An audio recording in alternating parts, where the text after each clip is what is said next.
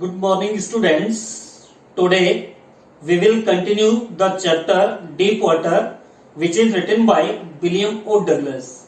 Today we will discuss about the condition of William Douglas when he was 11 years old. So we will continue this chapter from this paragraph. I went down endlessly. This is the statement of William O. Douglas. When he was a boy of 11 years, I went down endlessly. I opened my eyes, nothing but water with a yellow glow. So in this way we can say, when he was drawing into the water, that time the color of water is dirty. Here is the meaning of yellow glow or dark water. यानी कि अंधेरा पानी का मतलब यहाँ पे that is called the dirty water, that is called the muddy water. एक प्रकार का गंदा पानी उसको दिखाई दिया. Dark water that one could not see through. बोला जिसके आर पार, जिसमें कुछ देखा नहीं जा सकता है. So in this way we can say that time the condition of William O. Douglas was really very worse, very bad. And then sheer stark terror seized me. After that, this is also the statement of William O. Douglas. In this line, he wants to say, he wants to tell about the reader, to the reader about his condition. And then sheer stark terror seized me. और बोला केवल मुझे डर ने क्या कर दिया, बिल्कुल सीज कर दिया, आतंकित कर दिया. It means we can say that time William O. Douglas was really very frightened. I have already discussed about the one type of phobia that is called hydrophobia, जिसको पानी से डर लगता है. तो William Douglas was one of them. वो भी बिल्कुल पानी से डरता था. And then sheer stark terror seized me, terror that knows no understanding. इस टेरर को केवल वही समझ सकता है that person he has great experience to such incident. जिसको इस प्रकार के घटनाओं का क्या हो, अनुभव हो, वही केवल समझ सकता है. जिस आदमी ने कभी इस चीज का क्या नहीं किया हो, कोई अनुभव नो, एक्सपीरियंस ना हो, he or she can not understand the meaning of this line, this instances, this incident. इस प्रकार की घटनाओं को नहीं समझ सकता है. This is the statement of William O Douglas. William O Douglas इस लाइन में बताना चाहता है जिसने कभी इस प्रकार की घटनाओं का सामना न किया हो, उसको इस चीज का मालूम नहीं है, पता नहीं होता है. ये लिखा है, no one can understand who has not experience it. I was freaking under water. William Douglas wants to help for other person. किसी अन्य आदमी से वो हेल्प के लिए he want to cry, but he was drawing into the water. वो पानी में डूब रहा था और वो चिल्लाना चाहता था, हेल्प के लिए चिल्लाना चाहता था, लेकिन वो तो पानी में डूब रहा था. Terror that knows no, okay. And then sheer stark terror seized me, terror that knows no understanding, terror that knows no control, terror that no one can understand who has not experienced it. I was shrinking underwater, I was paralyzed underwater, stiff, rigid with fear. Even the streams in my thought were frozen. So in this way we can say he was totally paralyzed underwater and only his heart was pondering. केवल जब वो पानी में डूब रहा था तो केवल उसका हार्ट क्या कर रहा था, पॉन्डरिंग कर रहा था, बीटिंग कर रहा था, धड़क रहा था. इट मीन्स तब उसको ये पता लगा कि यह नाउ आई एम अलाइव, मैं अभी भी क्या हूं, जीवित हूं. तो देखिएगा, I was shrieking under water, I was paralyse under water, stiff rigid with fear. और फियर ने, इस पानी के डर ने मुझे बिल्कुल रिजिड कर दिया था, बिल्कुल स्टिफ कर दिया था, कठोर बना दिया था. इट मीन्स मैं अपने हाथ पांव को मूवमेंट नहीं कर पा रहा था. So in this way we can say that time William O Douglas had really very pathetic और worse condition in water. I was paralyzed underwater, stiff rigid with fear. Even the screams in my throat were frozen. ऐसा प्रतीत होता है कि मेरे जो एक आवाज थी वो बिल्कुल फ्रोजन, बिल्कुल जम गई है. So in this way we can say कि his throat was frozen. और इस प्रकार से हम बोल सकते हैं कि किसी चीज ने उसका गले को क्या कर दिया हो, बंद कर दिया हो. ऐसा प्रतीत होगा उसकी आवाज बिल्कुल गले में ही क्या हो गई हो, बंद हो गई हो. यानी कि so in this way we can say something choked his throat. किसी चीज ने उसका गला को क्या कर दिया हो, दबा दिया हो, आवाज नहीं निकल पा रही थी. तो ये लिखा I was shrinking under the water, I was paralysed under water, stiff rigid with fear, even the springs in my throat were frozen. जो मेरी आवाज थी, जो मेरी क्राइम थी, ऐसा प्रतीत होता है वो किसी चीज ने क्या कर दिया, चॉक्ड कर दिया, फ्रोजन कर दिया. There is the meaning of frozen, that is called the choked. उसकी आवाज रुंध गई थी. It means he was unable to speak clearly. यानी कि when he want to call to other person for help, he did not call, he did not cry. वो नहीं चिल्ला पाया. ये लिखा है कि I was okay, even the screams in my throat were frozen, only my heart and the pondering in my head. और बोला केवल मेरा जो हेड है और मेरा जो हार्ट है वो केवल क्या कर रहा था, धड़क रहा था. इट मीन्स बीट कर रहा था. पॉन्डरिंग का मतलब उसको ये रियलाइज हुआ जब उसकी जो चोट लगी होगी, यानी कि उसके जो सर पे, और उसका हार्ट क्या कर रहा था, बीट कर रहा था, धड़क रहा था. तो उससे उसको लगा कि यह अभी भी मैं जीवित हूं. Only my heart and the pondering in my head said that was still alive. तब उसको रियलाइज हुआ अभी भी मैं क्या हूं, जीवित हूं.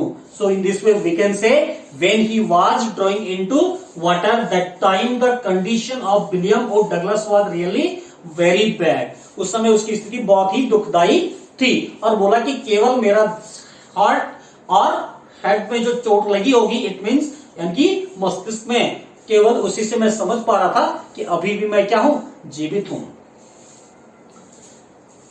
Okay. And then in the midst of the terror came a touch of reason. और इस टेरर के बीच में इतना आतंकित, that is called the awful scene for William O Douglas of that time. उस समय विलियम और डगलस के लिए ये बहुत ही आतंकित समय था. लेकिन बोला एक suddenly an idea emerged in my mind of that time.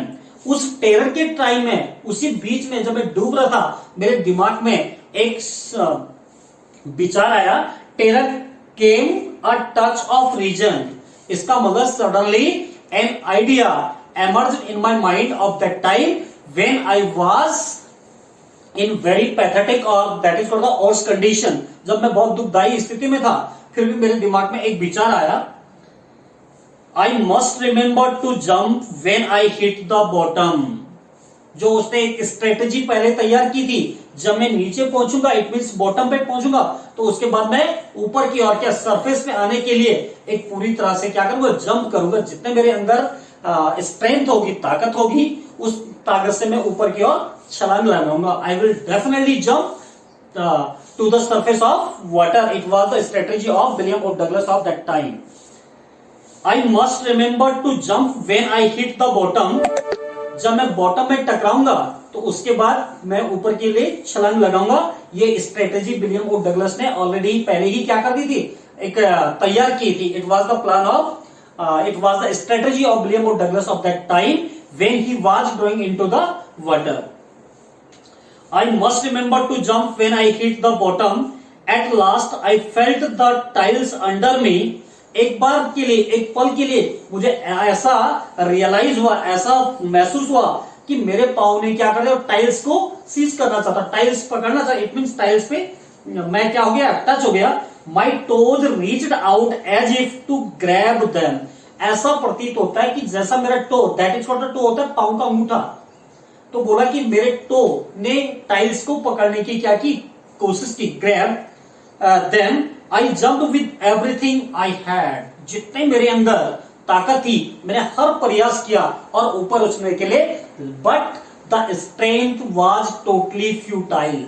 उसकी जो ताकत थी जितनी, वो सब क्या थी, futile. Do you know about the meaning of futile? That is called the worthless, बेकार हो गई, जितना भी ताकत उसने लगाया वो सारा क्या था, बेकार था। आई jumped with everything I had, जितने मेरे पे था, इतनी जितने मेरे पे कैपेसिटी, जितने मेरी एक टेंडेंसी थी, मैंने बचने का भरसक प्रयत्न किया, लेकिन वो सब बेकार था। But the jump made no difference, लेकिन बोला जो मैंने जंप लगाया उसने कोई अंतर पैदा नहीं किया। इट मीन्स उसका पॉजिटिव रिजल्ट नहीं निकला, वो इट मीन्स वो पानी की सरफेस पे नहीं आ पाया। But the jump made no difference, the water was still around me, और बोला अभी भी मेरे चारों ओर क्या था, पानी था। And William O Douglas was in water, और वो पानी में था। I jump with the water was still around me, I looked for, the water was still around me, I looked for ropes, ladders, water wings, और बोला मैं ropes के लिए देख रहा था। I looked for ropes, ladder, water wings, nothing but water, बोला लेकिन मैं कुछ भी चीज प्राप्त नहीं कर पाया। I did not get anything, only everywhere is water, मेरे चारों तरफ क्या था, पानी था। मैं लैडर के लिए देख रहा था, मैं रोप देख रहा था, मैं अपने वाटर विंग्स देख रहा था, लेकिन मैं उसमें क्या नहीं हो पाया, सक्सेस नहीं हो पाया।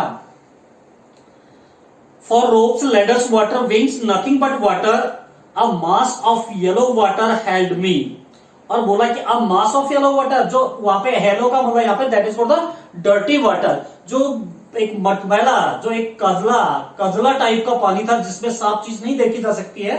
तो बोला उस बहुत बड़ी पानी की मात्रा ने क्या किया, वाटर हेल्ड मी, मुझे पकड़ के रखा था। Stark terror took an ever deeper hold on me, और वो एक जो स्टार्क था, एक जो प्योर डर था, उस टाइम मेरे अंदर केवल डर के सिवा कुछ नहीं था, तो उसको बोला जाता है stark terror took an even deeper hold on me, और वो पानी मुझे क्या कर रहा था, वो डर मुझे और भी ज्यादा परेशान कर रहा था। Deeper hold on me like a great change of electricity, ऐसा प्रतीत होता है जैसे किसी को बिजली का करंट लगा हो, इलेक्ट्रिसिटी का क्या लगा हो, स्ट्रक लगा हो, बिल्कुल ऐसा प्रतीत हो रहा था कि जैसे बहुत बड़ा क्या है, मेरे को कोई बिजली का क्या लग चुका हो, करंट लग चुका हो। इट मीन्स इस टाइप का उसको धक्का लग रहा था उस टाइम।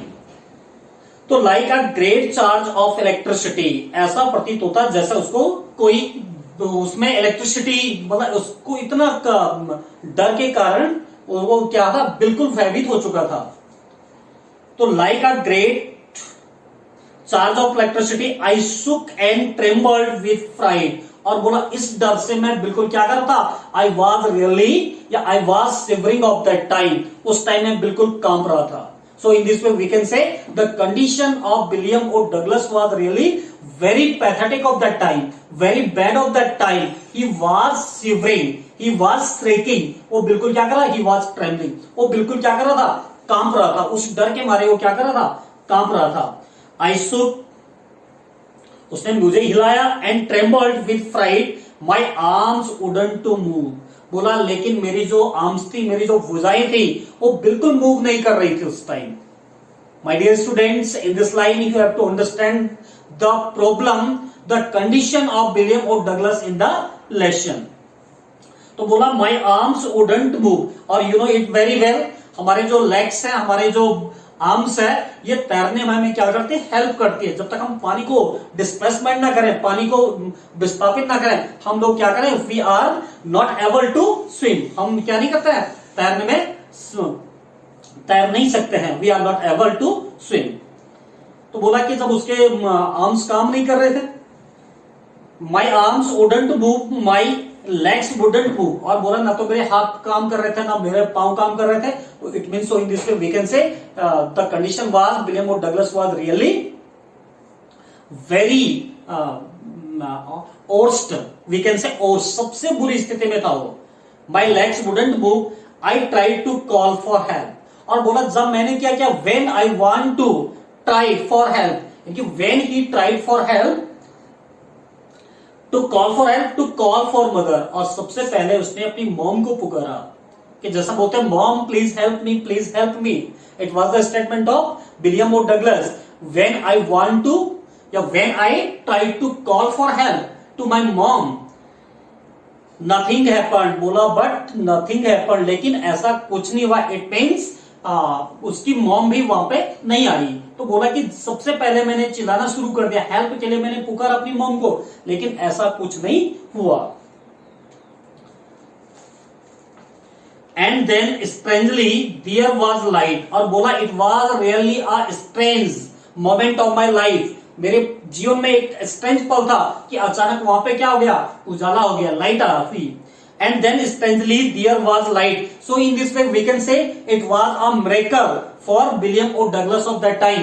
उस समय उसके लिए एक चमत्कार हुआ जब वो अपनी मॉम को हेल्प के लिए चिल्लाया, लेकिन बोला ऐसा कोई नहीं आया। इट मीन्स वहां पे उसके हेल्प के लिए कोई नहीं आया। तो बोला मेरी लाइफ में एक जैसा चमत्कार हुआ, मुझे उजाला दिखा कि there was light, I was coming out of the awful yellow water।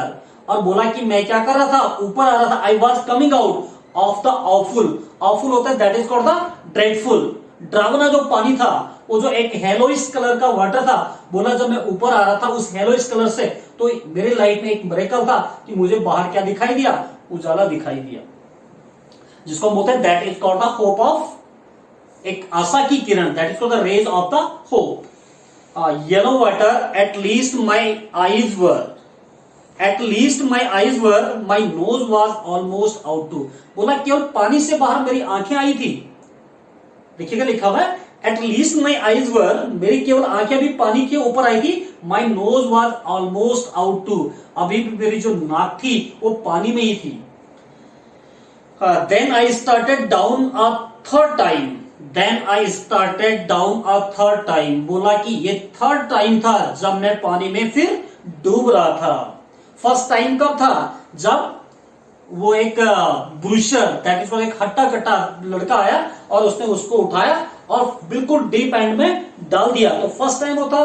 दोबारा फिर जब वो डूब रहा था, इट मीन जब वो ऊपर आया। और ये बोला तीसरा जो टाइम था जब मैं फिर क्या हो रहा था, डूब रहा था। Then I started down a third time, मैं तीसरी बार पानी में डूब रहा था। I sucked for air and got water. I sucked यानी मैं, एक होता है इनहेल और दूसरा होता है एक्सहेल। जब मैं सांस को ले रहा था, जब मैं वायु, दैट इज कॉल्ड ऑक्सीजन, जब मैं ऑक्सीजन ले रहा था, शब्द का मीनिंग होता है अंदर लेना, इनहेल। और जब मैं ऑक्सीजन ले रहा था तो मेरे मुंह में क्या हो गया, पानी आया। It means and got water, लेने तक तो मैं सांस लेना चाह रहा था, इट मीन्स मैं ऑक्सीजन लेना चाह रहा था, लेकिन मेरा मुंह क्या हो गया, पानी से भर गया। The yellowish light was going out, और बोला जो एक पीला प्रकार का जो प्रकाश था, ये जो हेलोइश लाइट थी, वाज गोइंग आउट, और ये भी क्या होगी, बुझ गई। इट मीन्स वो क्या हो गया, बेहोश हो गया। इट मीन्स उसने सोचा कि अब मेरी मृत्यु निश्चित है। देन ऑल एफर्ट सीज्ड, और बोला जितने भी एफर्ट मैंने किया वो सारे क्या हो गए, here is the meaning of cease, that is called the stopped. और जितना भी प्रयास मैंने किया वो मानो ऐसा होता है कि वो सारे क्या है, all the effort which I had made all totally futile, वो सारे क्या हो गया, व्यर्थ हो गए, बेकार हो गए। तो then all effort ceased, I relaxed, फिर बोला मैंने रिलैक्स महसूस किया। देखो क्यों, even my legs felt limp, मेरी जो लेग्स थी ऐसा प्रतीत होता है कि उसमें क्या नहीं हो, कोई ताकत ही ना हो, बिल्कुल एनर्जी लेस हो गया हो। लिम्प का मीनिंग होता है बिल्कुल उसमें ऐसा, मतलब कोई ताकत ही, कोई एक एनर्जी नहीं ना हो उसके उसमें। And a blackness swept over my brain, और बोला मेरे दिमाग में भी बिल्कुल क्या हो गया था, कालापन छा गया था। इट मीन्स मैं क्या हो गया था, अनकॉन्शियस मूड में आ गया था, बेचैनी आ गई थी मुझे, मेरा दिमाग भी उस टाइम क्या नहीं कर रहा था, काम नहीं कर रहा था। And a blackness swept over my brain, it wiped out fear, और बोला इसने तो मेरा डर बिल्कुल क्या कर दिया, वाइप्ड आउट कर दिया। इट मीन्स मेरा डर क्या हो गया, बिल्कुल गायब हो गया। आदमी जब ऐसी कंडीशन में होता है, जब वो कुछ नहीं कर सकता, तो उसको डर भी नहीं लगता, वो बेचैनी की हालत में आ जाता है। It wiped out fear, it wiped out terror, और बिल्कुल जो डर था वो भी मेरे अंदर से गायब हो गया। There was no more panic, और बोला अब मैं बिल्कुल भी आतंकित नहीं था, अब मैं बिल्कुल पानी से डर भी नहीं रहा था, क्योंकि वो तो बेहोशी की हालत में था, डरता कैसे। तो there was no more panic, it was quiet and peaceful, और बोला कि बिल्कुल जो उस टाइम का जो माहौल था वो बिल्कुल क्वाइट था, शांत था और पीसफुल था। It was quiet and peaceful. यहाँ पे इसका मीनिंग समझ लेना है, क्योंकि जो विलियम ओ डगलस है जो अपनी कहानी बता रहा था वो बिल्कुल बेहोशी की हालत में था, इसलिए उसे अब कोई डर नहीं लग रहा था। It was quiet and peaceful, nothing to be afraid of, और डरने के लिए उसके पास अब तो कुछ था ही नहीं। Nothing to be afraid of, this is nice to be drowsy, to go to sleep, और बोला कि जैसा ऐसा प्रतीत होता जैसा वो सो रहा था। नो नीड टू जंप, अब उसको जंप करने की भी कोई जरूरत नहीं थी। No need to jump, too tired to jump, it's nice to be carried gently, to float along in space, tender arms around me. ऐसा प्रतीत होता है कि बिल्कुल जैसे कोई नाजुक हाल, जैसे जब माँ के गोद में कोई बच्चा होता है तो उस समय उसको ये याद आ रही थी मैं किसी बिल्कुल ऐसे आदमी की बिल्कुल टेंडर, कोमल, सॉफ्ट हाथ में हूं। इट मीन्स वो क्या था, बिल्कुल बेहोश हो चुका था। टेंडर आर्म्स अराउंड मी, ऐसा प्रतीत होता मेरे चारों तरफ किसी के बिल्कुल नाजुक हाथ है, बिल्कुल सॉफ्ट हैंड है, ऐसा प्रतीत होता मुझे किसी की गोद में सुलाया गया। इसलिए हम कह सकते हैं कि विलियम ओ डगलस यहाँ पे क्या था, बिल्कुल बेचैनी की हालत में था। वो एक बिल्कुल उसका जो ब्रेन था वो बिल्कुल क्या हो चुका था, वो उसने खो चुका था, मतलब वो दिमाग उसका काम नहीं कर रहा था। इट मीन्स ये नहीं कि वो मर चुका था। Tender arms around me, tender arms like mother's, और फिर बोल दिया बिल्कुल एक माँ के जैसा हाथ होता है, माँ की गोद में वो बिल्कुल सोया हुआ जैसा था, ऐसा उसको आवाज हुआ, ऐसा उसको रियलाइज हुआ। Tender arms like mother's, now I must go to sleep, और बोला अब तो मुझे सोना ही है, अब तो मुझे अवश्य सोना है। इट मीन्स अब तो मेरी मृत्यु क्या है, पक्की है। It was the statement of William O Douglas of that time when he was in a very bad condition, that is called the worse condition. जब वो डूब रहा था तो वो बहुत क्या था, दुखदायी स्थिति में था। Okay, sleep. I cross to oblivion, I cross to oblivion, oblivion होता है वन टाइप ऑफ फॉरगेटफुलनेस, बिल्कुल भूलने की आदत। So in this way we can say he was in state of forgetfulness, यानी कि William O Douglas was in a state of forgetfulness.